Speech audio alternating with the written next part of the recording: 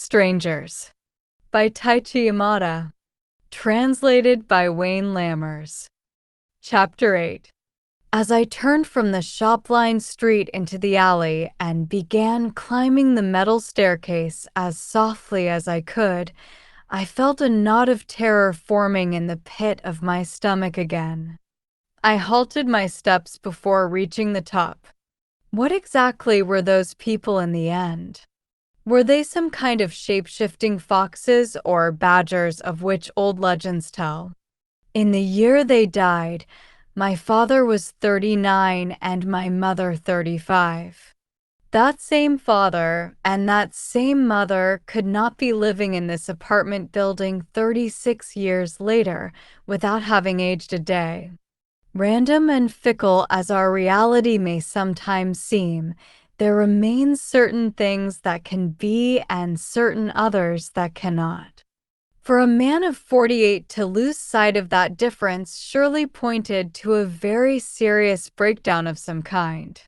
When I so eagerly chose to embrace the unreal and rush back here by cab, was I in effect saying that I didn't really care about my life anymore?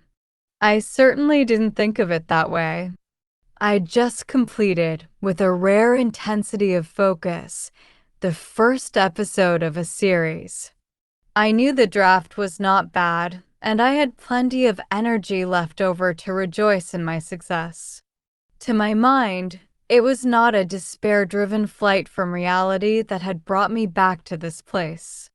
Yet, I had little doubt that when I climbed to the top of these steps and proceeded along the outside walkway to the last apartment at the back, I would find my parents, or at least two people who acted it and bore an indistinguishable likeness to my parents.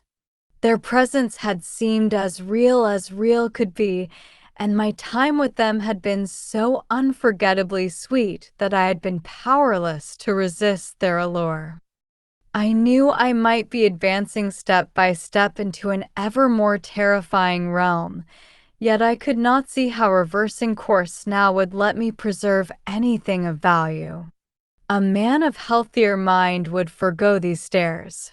But what could I hope to gain by turning back in the name of safeguarding my wobbling psyche? I doubted that a particularly bright future awaited me in the life to which I would be returning. I climbed the last few steps to the second floor. My mother and father were now only a dozen or so paces away. This recognition brought with it a ticklish self-consciousness, and my legs seemed to recoil a little with each step. What was it going to be like? I wondered, to actually meet and speak with them as my parents for the first time. There was so much I wanted to tell them. There was so much I wanted them to know about the years since I was 12, everything I'd experienced, felt, and been through. Hideo. It was my father's voice, calling me from behind. I froze and could not immediately turn around. Why are you standing there for? The voice quickly moved up on me, and then I felt a light pat on my shoulder as my father slipped past on his way to the door. Without turning around, he said, "Want to play some catch?" "Where?" I asked, but my father had already disappeared inside. I quickly followed. As before, the door had been propped open to let a cross breeze through. "Is there a place like that around here?" I asked from the doorway. "Goodness. When did you come?" My mother beamed at me from the kitchen sink. "He was standing there spaced out on the walkway," my father said with a laugh.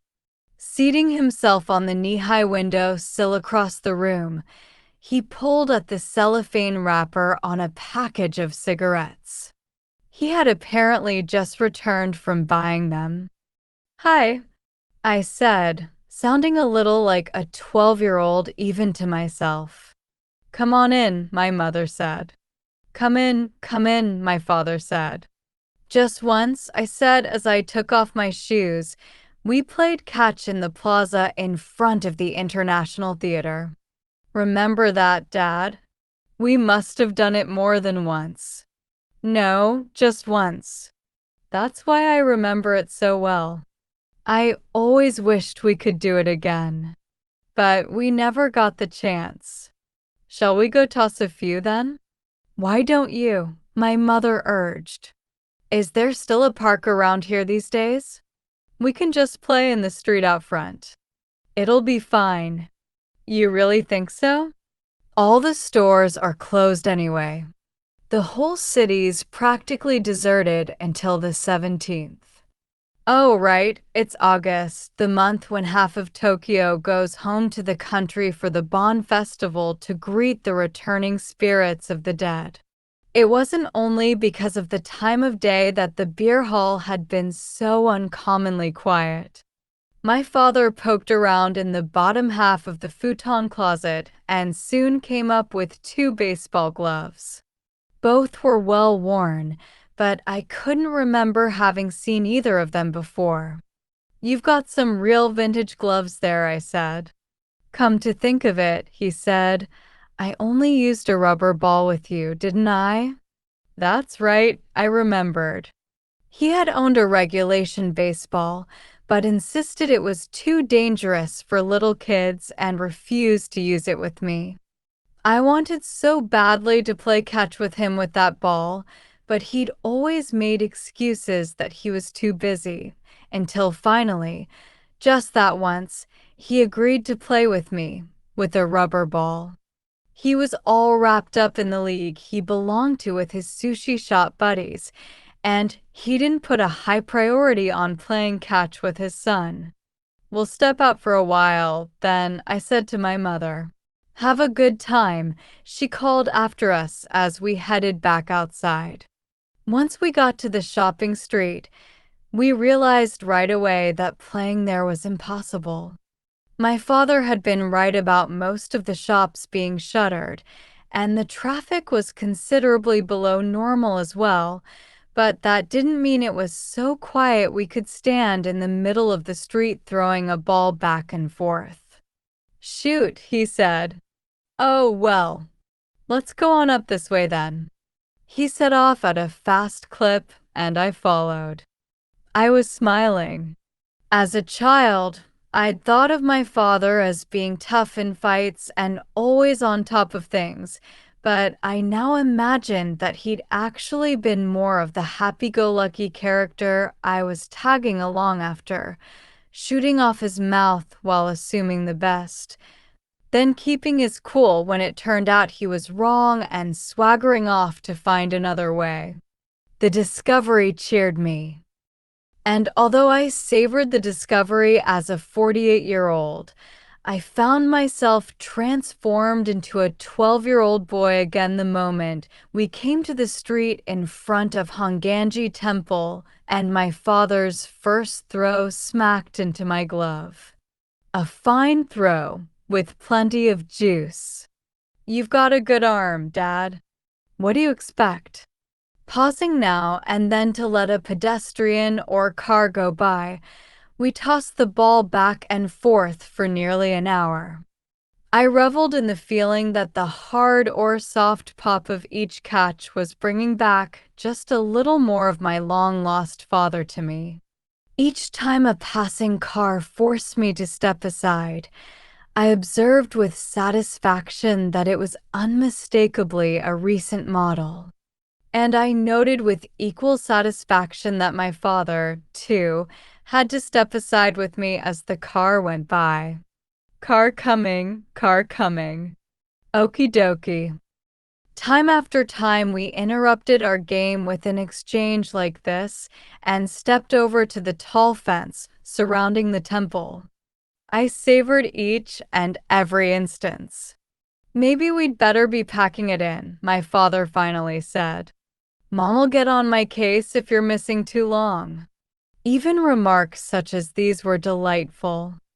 I was realizing that, in some ways, my parents were not at all like my 12-year-old impressions of them. I could see the mannerisms of a dashing artisan in the way my father swung his arms and strutted along, and I found it quite endearing. Back at the apartment, the table was set with a bowl of edamame beans and a plate of garnished tofu to nibble on, plus 3 beer glasses. "I wish we could offer you a shower," my mother said. "Yeah, right," my father retorted.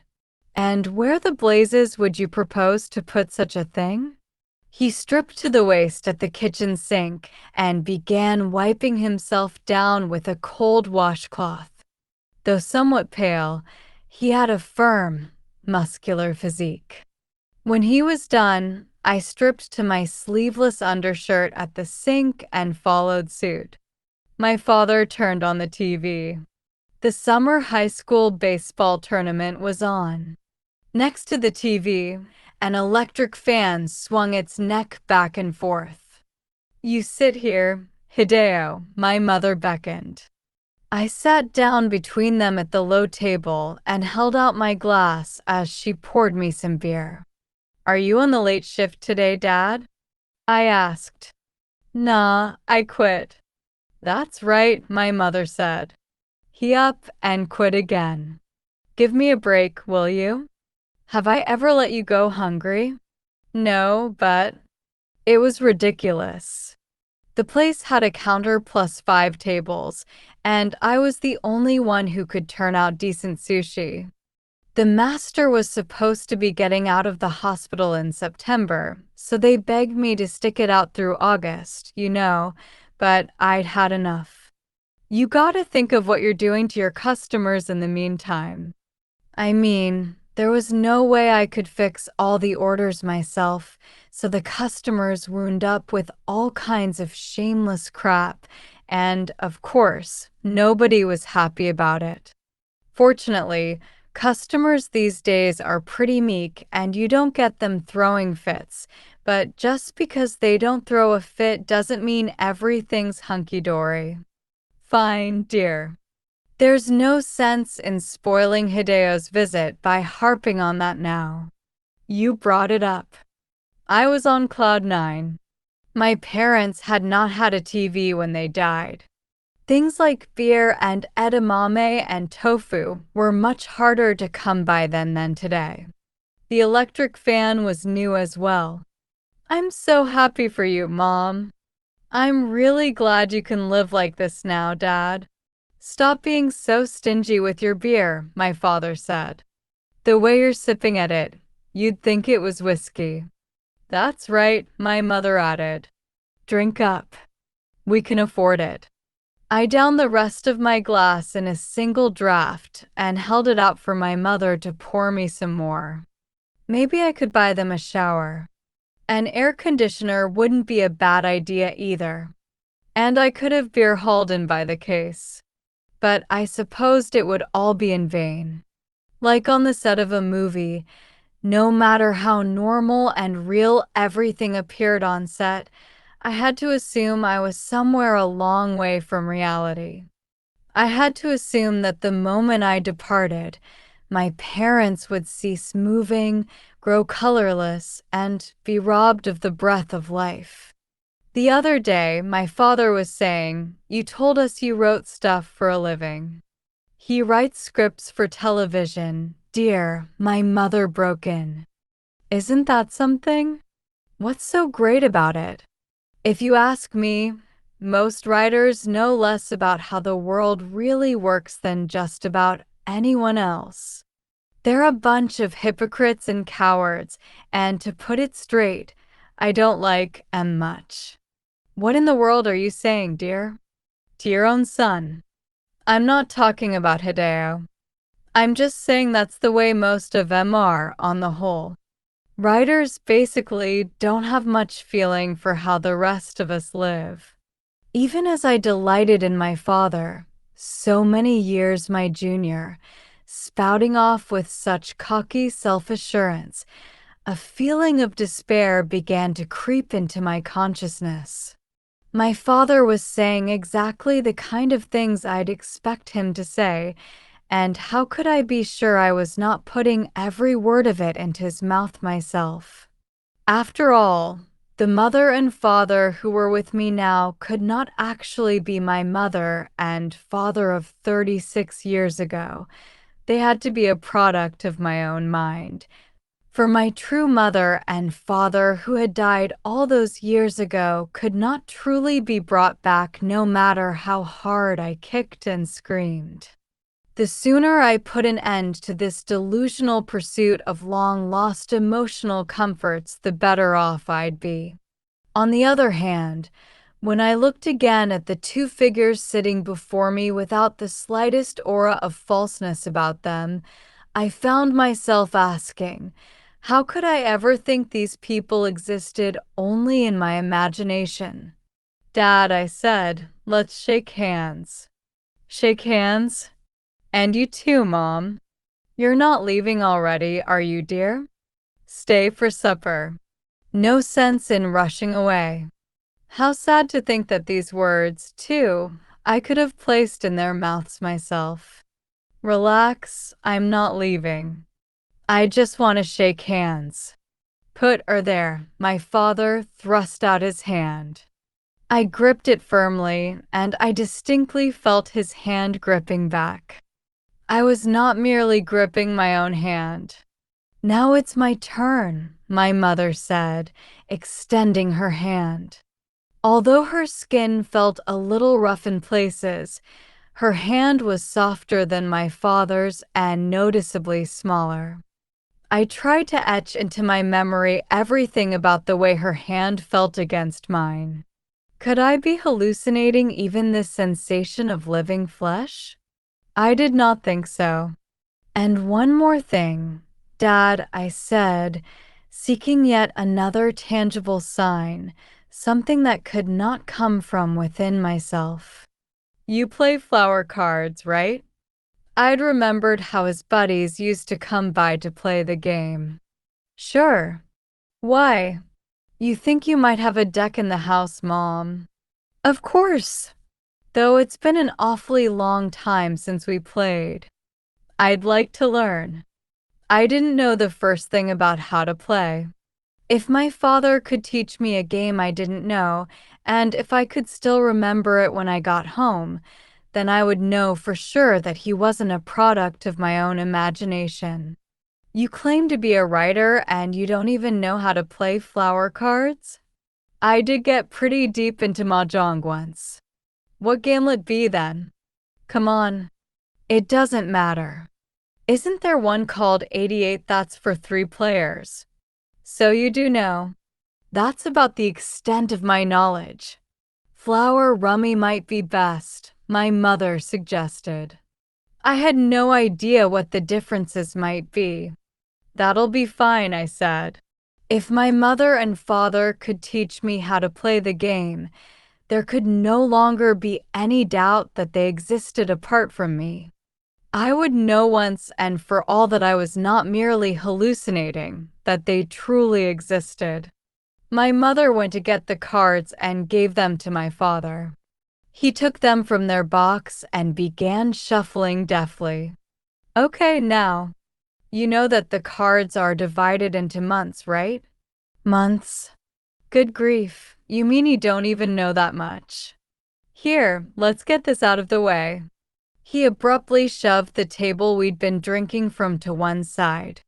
One of the beer bottles started to teeter, but I caught it just in time and held it as my mother carefully moved the table farther out of the way. "Now, about this flower rummy game your mom suggested," my father said, "it won't hurt you to know that it's also called flower dummy. That's because any moron can play it. Are you ready?" Sitting on the tatami with one knee up and the other folded flat against the floor, my dashing father began teaching me the game, obviously very pleased with himself.